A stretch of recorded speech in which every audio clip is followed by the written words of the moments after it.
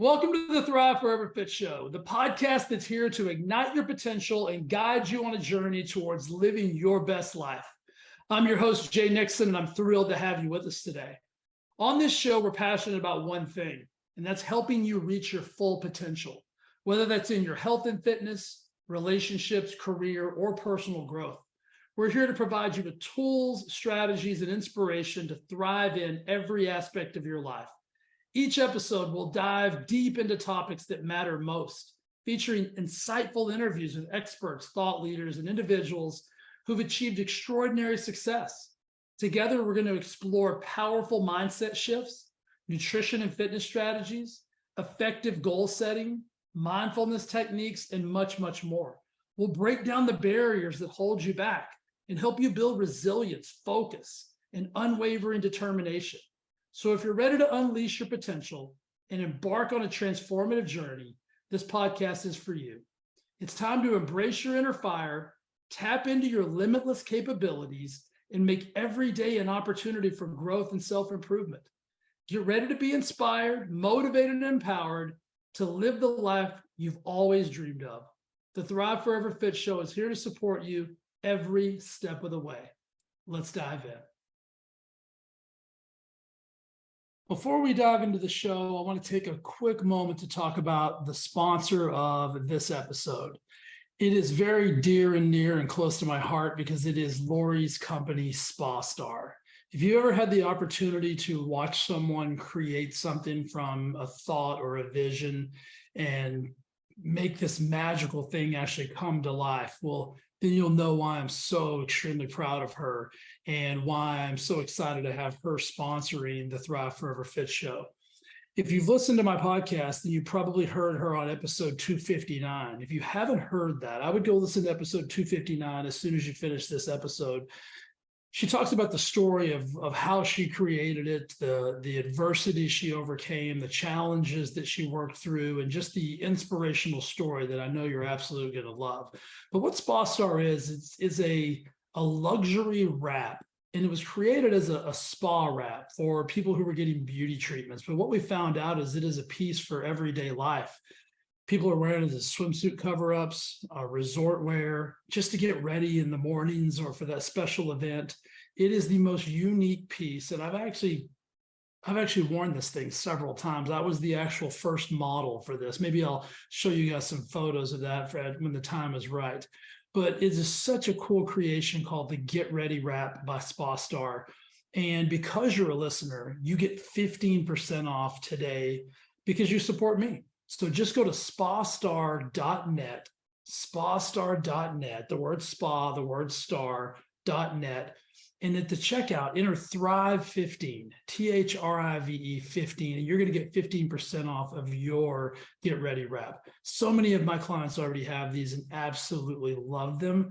We're selling them all over the country and all over the world, for that matter, to high-end luxury spas and to people just like you that are using them inside of their own homes. They're traveling with them. They're using them at the pool. It's so really just unbelievably cool to see and witness. And I'm so blessed to be a part of it. And I'm so blessed to have Lori actually sponsoring my podcast, which I think is really, really cool. So go check out SpaStar. I know you're going to love it. It is the coolest thing ever. And guys, this isn't just for ladies. This is one of the coolest gifts you could get any female in your life, for that matter. If Lori hadn't have created it, I would buy them for her as a gift to show her my love and appreciation. So dudes, if you're listening and you need to get a gift for your significant other or some special person in your life, go to spastar.net, grab a Get Ready wrap. There's all kinds of colors. There's black, there's sage, there's a berry color, there's a gosh, I just went blank. There's a kind of a greeny, kind of avocado-y color. Really cool. You're definitely going to love these, I promise. So go to spastar.net, check it out, support Lori. And Lori, thank you for sponsoring the show. All right, let's get to the action. All right, today's episode is all about people that you cannot trust. Now, you're listening to this show today for a couple of reasons. You want to find out, well, who are these people, which is legitimate. You want to find out, am I one of these people? Both might be true, right? You might be listening for a variety of reasons. And it's a little bit I mean, some of you guys are going to think this podcast is funny, which it is absolutely supposed to be, but there's some real validity to what I'm about to say about these types of people. More so than types is these particular activities that people do, that if they are one of these, then you cannot trust them. And what I mean by that is I have a really high standard of ethics and a code of conduct that I require for myself and for the people that I allow into my life for personal relationships, business relationships, you name it. So here's the deal. If you're one of these people, you're going to get upset at first, but think about it and then understand the rationale behind why I'm telling you that these people aren't trustworthy, and then maybe make a few corrections. Now, you don't have to tell me if you are. If you want to and you want to get upset or anything like that, I'm always interested in some funny banter, so knock yourself out. So if you are one of these people, my suggestion is correct it. If you are surrounding yourself with people, if you actually watch people do these things that are in your life, then you need to have a conversation with them and then be really aware of the types of people that you are associating with. So some of you guys are thinking, well, how is this impactful? So here's my belief system around this, is that you will never out-index, meaning you'll never outgrow, you'll never outperform, you'll never out-earn, you'll never out-love, you'll never out anything. Your peer group, the people that you surround yourself with, the people that you allow to have influence over your life. And so because of that, I am really critical of auditing my inputs, auditing my circle of success. So today is a simple audit that, again, you might find a little humorous, but there's some seriousness to it on the other side. So let's just jump in. Hopefully your hand doesn't go up or your eyebrow doesn't go up when I talk about the types of people you can't trust. I'm going to list 5 different activities that tell me that you're probably not a trustworthy person. So here we go. And remember, they're simply my opinions. Nothing worth getting upset about.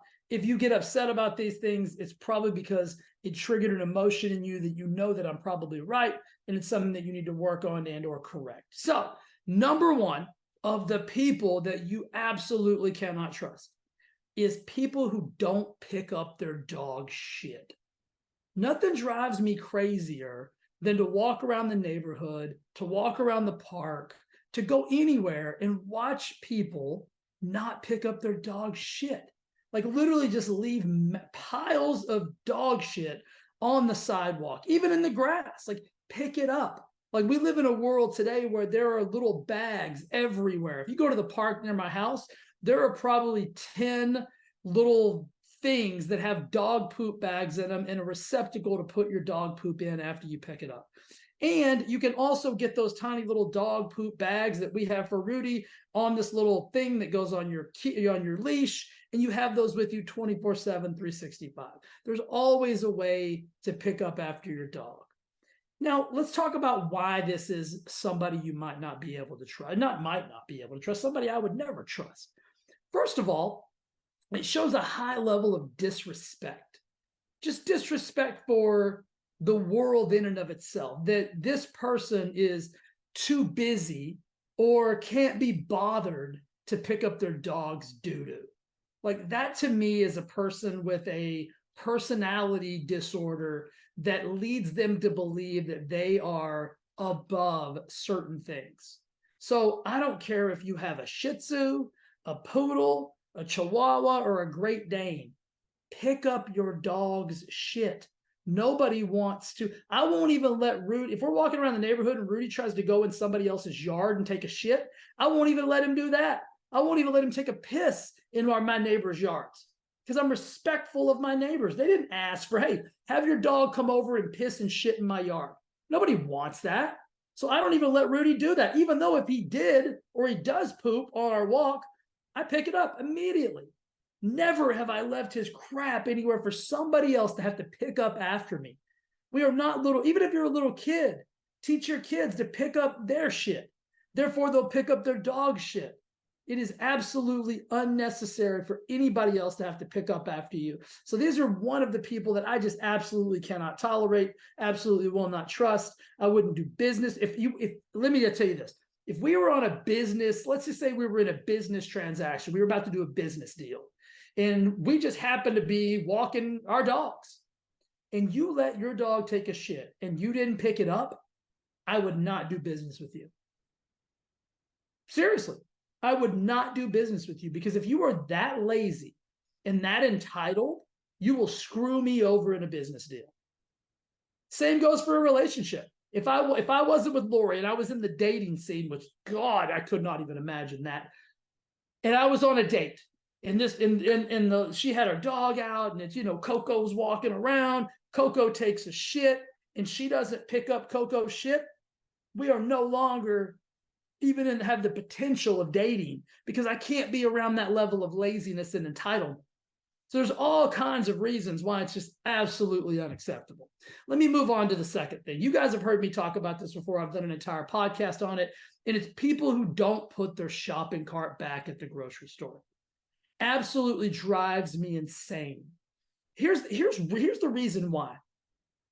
By you not returning your shopping cart, you are just absolutely inconveniencing somebody else, meaning you think your time, your effort is more important than somebody else. And so by you leaving your cart in the parking lot, in a space, up on the grass, anywhere and everywhere but where it's supposed to go, shows a level of entitlement that I just cannot tolerate. It shows a level of laziness that I just cannot be around. And the same thing goes for the dog poop. I would not, if I saw somebody that was in my life not put their shopping cart back, we would have a serious conversation about their level of laziness. It is absolutely intolerable. I have watched people. I go to 3 different grocery stores every Friday. It's our Lori and I's grocery store day. So I get a great dichotomy of different grocery stores around where I live. I have watched people, and some of these, most parking lots now have the receptacles where you can just walk probably anywhere from 5 to 50 feet and put the cart back. You don't even have to take it back in the store anymore like you used to have to do in the old days. But I hear you can bet your ass this. When my mom and I used to go to the grocery store when I was a kid in Cisco, Texas, every time we unloaded that cart, I was taking that bad boy back into the store and putting it exactly back where I got it. So I've been doing this since I was a wee little dude. And it was because of the standards that were instilled in me by my mother. So we just got to be better. But now you don't even have to do that. You can literally walk 5 to 15 to 20 feet and put it back in these little receptacles in the parking lot. People won't even do that. I watched somebody the other day they were parked. They loaded their car and they left the shopping cart in the empty parking space next to their car. And literally 3 spots over was one of the receptacles that they could have put it back in. Blew my mind. Like literally lost my mind. Lori was like, "What are you doing?" I was like, I said, "That joker is not going to put their cart back." She's like, "You don't work here." I'm like, "I work everywhere." And anyway, no, I didn't say that. But it just drives me insane. But I had to watch it just from a psychological study perspective on the level of laziness. It was unbelievable. So these people you can't trust.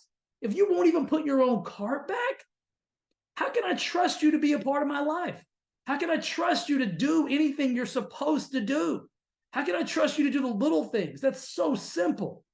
If you can't put your cart back, what else are you not doing? I guarantee these are 2 of the same people, 2 peas in a pod. People who don't pick up their dog's poop and people who don't put their shopping cart back. I bet you are the same damn people. Can't be trusted. Won't tolerate it. Can't tolerate it. You shouldn't tolerate it. And if you're one of these people, stop it. Stop it. Stop it. You have to. It's ridiculous. That level of laziness is crazy. That level of entitlement is crazy. You cannot be that entitled and you cannot be that lazy. And if you are, you cannot be tolerated. You cannot be part of a successful circle with anybody. I guarantee you the most successful people in the world are not allowing their dogs to crap everywhere and not pick it up and are not leaving their shopping. Some of you guys, well, that's because they don't go to the grocery store. But if they did, they're going to put their shit up. Or at least they're going to pay somebody else to do it. If you're too lazy, you know what I might start? I might start sitting in the parking lot, get people to pay me to take their cart back. I might even be able to quit my job. That's how lazy people are. $1 a cart. I bet I'd make $1,000 a day. That's how lazy people are. It's ridiculous. Be better. Number 3.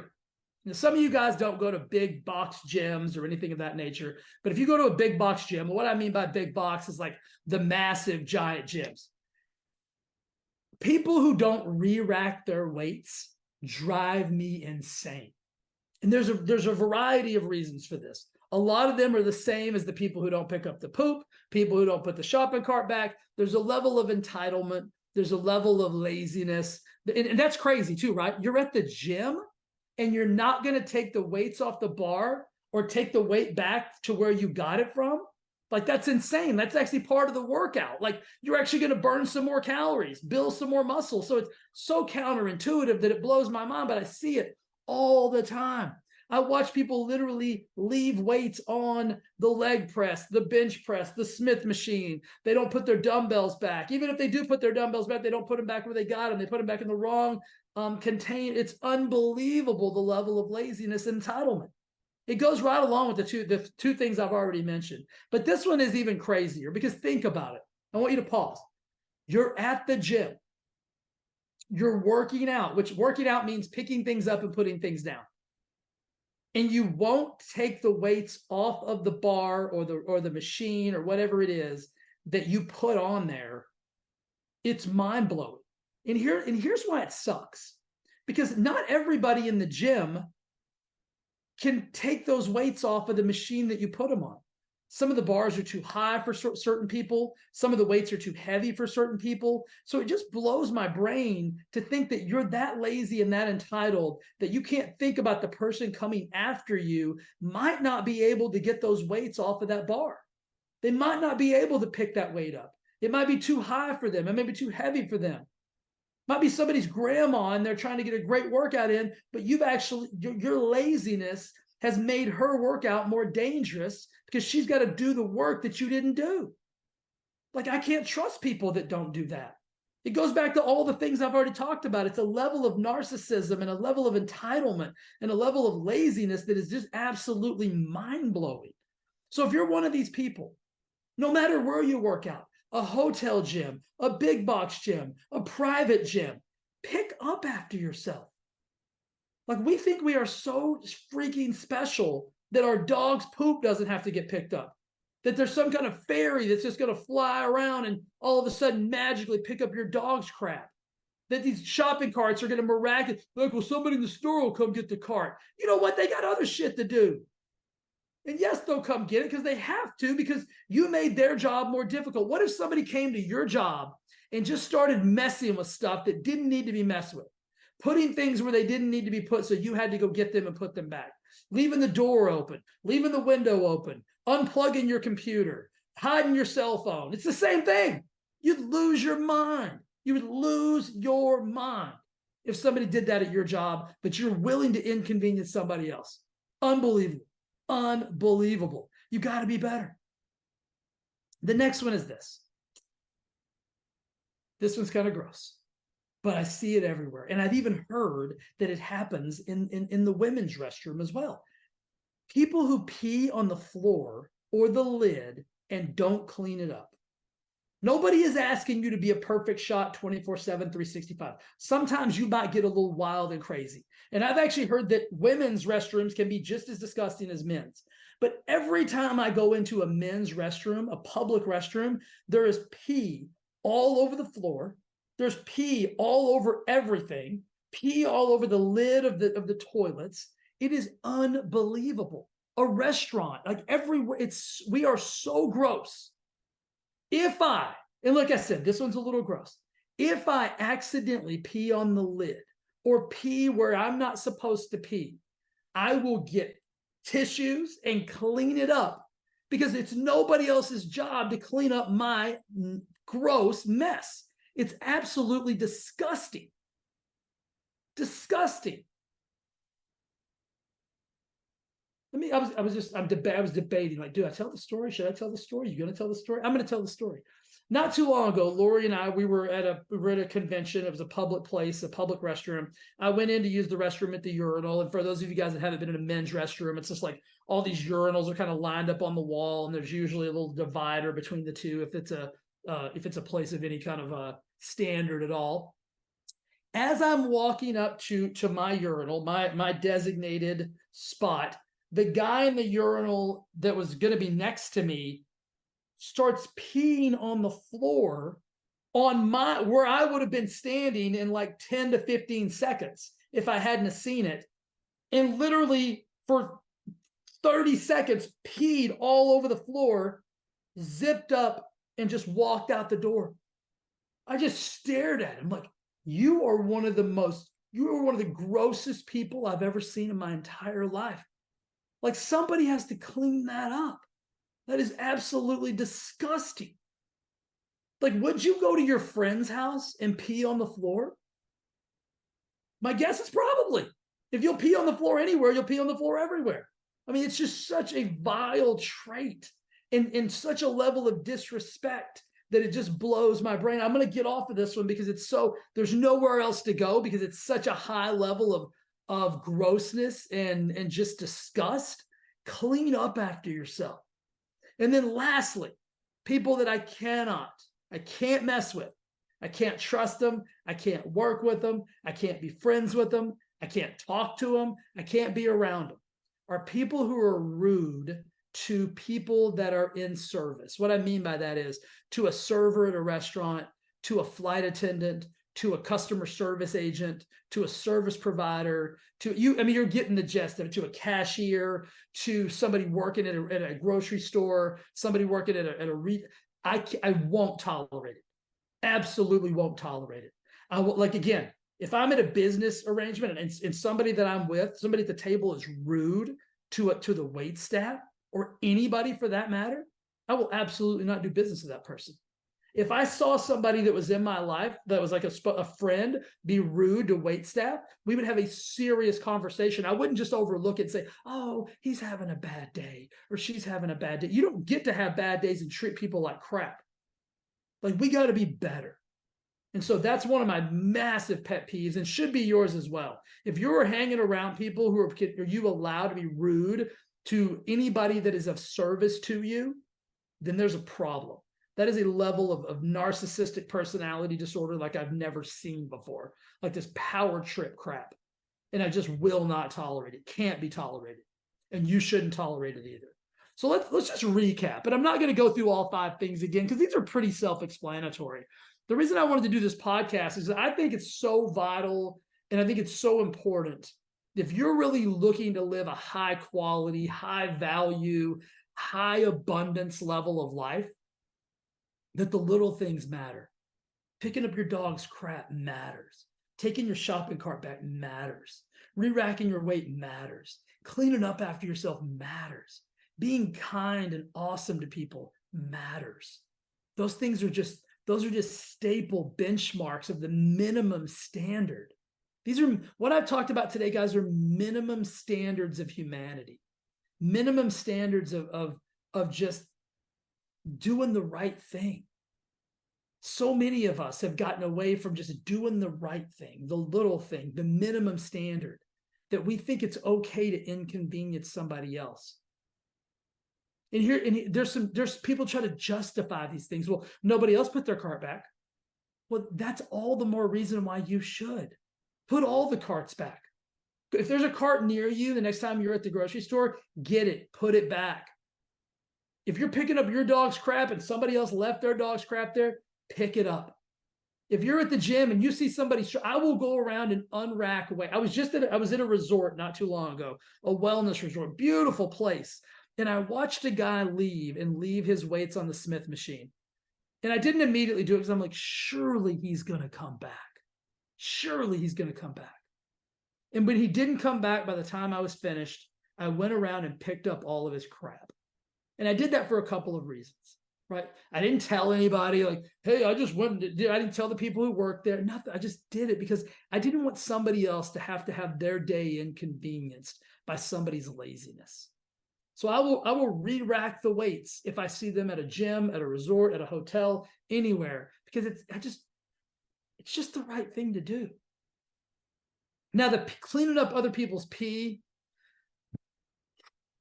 I mean, usually what I will do is this. I will usually go and I will find somebody that works at the establishment, and I will say, hey, listen, I just wanted to bring this to your attention. The bathroom is an absolute disaster. I feel horrible that you're part of the business that has to clean this up, but I just want to let you know. So for sanitary purposes and like, nobody, I mean, like, the vileness of that, I usually don't pick up other people's pee or poop. I mean, it's just kind of one of my things, but I do go and say something to the people that are there, and I apologize for the people that did it, even though it wasn't me. That's just a weird trait that I have. And then as far as being rude to people that are trying to serve you, right? It's just an intolerable act. Be overly kind to people. Like, regardless of what mood you're in or what's happened to you or any of that fact, like, be kind to everybody. And these are just the minimum standards of life, guys. These are the minimum standards of just being a high quality human. Because here's the belief system. Here's my belief system. If you can't do these things, you're never going to be able to do the big things. You're never going to be able to handle the big adversities, the big inconveniences, right? Is it inconvenient to take your shopping cart back? Not really, but some people think it is. But if that's inconvenient for you, what are you going to do when something really serious happens? Are you going to do the right thing? Or are you going to do the easy thing? These people will do the easy thing. These people will take the shortcut. These people will take the easy way out. These people will shortcut everything. You don't want shortcut people in your life. You don't want people looking for the easy route. You want to surround yourself with people who are willing to do the things that most people deem inconvenient. Because the right thing to do is always the right thing to do. It's just bottom line, period. And like I said, these are minimum standards. These aren't high level things. I mean, we're talking about like picking up after yourself, being clean, being courteous, being kind, like the minimum standards of what we should have learned in like kindergarten. But as adults, we're still struggling with some of these. So if you're doing any of these things, just stop, right? Just be better. Just make it a new standard for yourself that, listen, I'm no longer going to do that. I'm no longer going to inconvenience somebody else because of my laziness. If you're not doing these things, but somebody in your life is, and you're witnessing it and not saying anything, you're just as guilty as they are. Have a conversation. Be like, hey, let's be better. Like, let's not inconvenience other people because we find things to be moderately inconvenient. Let's just do the right thing, even when the right thing isn't the thing that we necessarily, quote unquote, want to do at that time, right? And if you aren't somebody, if you don't do any of these things, hats off to you. Thank you for upholding the minimum standard of humanity, and thank you for just being a great human.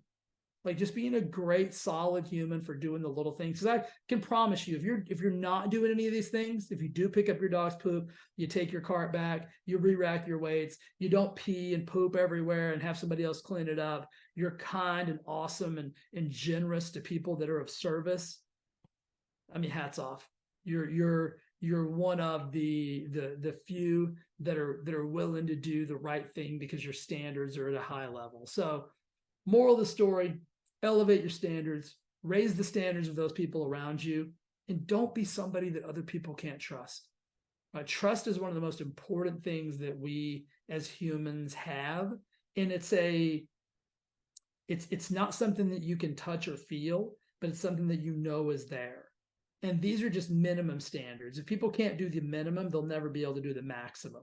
And you want to be able to trust the people in your life with the maximum. So be awesome, guys. Do these little things. Be awesome to yourself. Be awesome to each other. Keep the standard high. Be a great human. And I appreciate you. And I love you. And I hope you're having an awesome day. I hope that you found a little bit of humor in today's show, but you also found a little bit of context that says, you know what? We do need to up the standard. We do need to be a little bit better. And that will trickle into every aspect of our lives. If we're doing the little things, we're going to be happier, which if we're happier, we're going to be healthier. we're healthier, we're going to be more abundant, we're going to do better for the world. And that's really what we need to be here to do, is to be a beacon of goodness and awesomeness for the world. So that's my wish, that's my hope. And I'll see you guys here next week with another episode. All right, see you in a bit. Bye. Hey, before you go, I'd just like to say thank you again for listening to the Thrive Forever Fit podcast and watching on YouTube. It means the absolute world to me. And if you would do me one favor, and that is simply subscribe and review this podcast on whatever platform it is that you enjoy it on, YouTube, Apple, Spotify, doesn't matter. I would absolutely be so grateful and so thankful if you do that for me. Thanks again for listening, and I'll see you again next week with an awesome episode. Bye.